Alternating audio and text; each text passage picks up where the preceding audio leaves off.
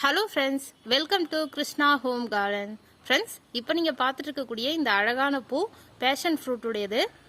இந்த செடியை நாங்கள் நடவு பண்ணதுலேருந்து இப்போ தான் ஃபஸ்ட்டு பூ வந்திருக்கு. கிட்டத்தட்ட இதை வச்சு ஒரு 1.5 வருஷம் ஆகியிருக்குன்னு நினைக்கிறேன். இப்போ தான் ஃபஸ்ட்டு பூ வந்திருக்கு. ஃபஸ்ட்டு பூனா இங்கே ஒன்று இருக்குது. எவ்வளோ அழகாக இருக்குது பாருங்கள்.